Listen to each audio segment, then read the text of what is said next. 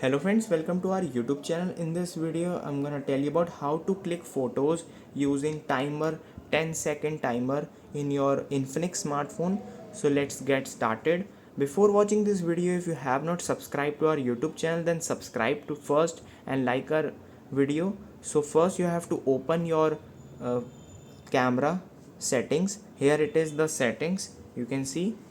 And if you want to enable the timer, then you have to first click on the settings, and here it is the timer. You will see the symbol also. Simply click on it, and here are three options. If you want to select 3 second, 5 second or 10 second, I show you 10 second. First click on 10 second and it will be automatically set.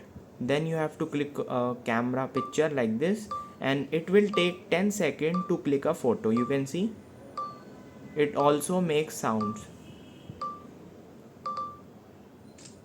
and it is clicked. I hope you like this video. If you like this video, then subscribe to our YouTube channel for more helpful tips and tricks videos. See you next time.